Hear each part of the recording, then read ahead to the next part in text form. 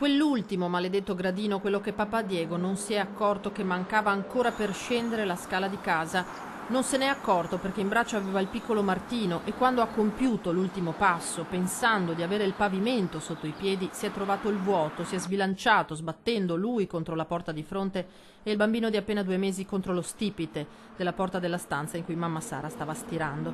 Devastati da un dolore lacerante, Diego Scatena, finanziere del nucleo di polizia economico-finanziaria di Treviso, e la moglie Sara Bortoluzzi ci accolgono in casa in via Roma a Paderno a condizione che la telecamera rimanga fuori dalla porta. Con loro c'è la mamma di lui, arrivata da Gualdo Tadino, che parla di tragedia immensa e ribadisce non ci sono sensi di colpa, è stato un incidente.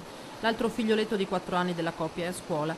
Per fortuna, ci dice il papà, non era in casa al momento dell'incidente. Piano piano gli si dovrà raccontare la verità, che il piccolo Martino non c'è più, morto alla vigilia del suo onomastico per il gravissimo trauma cranico riportato.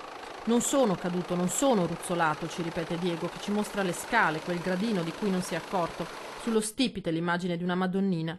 Racconta quegli istanti già riferiti più volte, prima al posto di polizia dell'ospedale di Padova, poi ai carabinieri.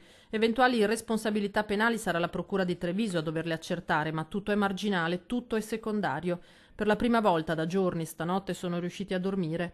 C'è il dolore, ma ci sono anche le cose pratiche da fare. Abbiamo parlato con il parroco, abbiamo visto la tomba. Proprio il parroco in chiesa domenica aveva dato la notizia invitando la comunità a pregare per questa giovane famiglia colpita da una disgrazia tanto banale quanto crudele. Sui banchi anche il sindaco di Ponzano, Monia Bianchin, che ricorda quegli istanti. Io non ho veramente, non dico parole, ma non ho avuto neanche pensieri in quel momento, se non quello di pensare ai genitori che stanno attraversando veramente una tragedia. E il mio pensiero in questo momento, come sindaco, ma soprattutto come persona, va a loro, alla famiglia che in qualche maniera dovrà trovare la forza e il coraggio di andare avanti.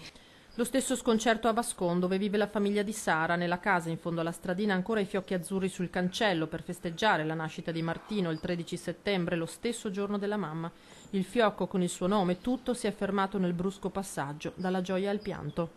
Da parte mia e da parte dell'amministrazione, per qualsiasi cosa, per qualsiasi necessità avessero, siamo a loro completa disposizione. È una notizia che, giuro, ha segnato profondamente la comunità. È vero, non era una famiglia originaria, conosciuta nel territorio, ma questo non vuole dire niente. Quando c'è di mezzo, lo sappiamo, i bambini, la comunità si stringe veramente attorno ai genitori e in questo caso un pensiero particolare anche al fratellino.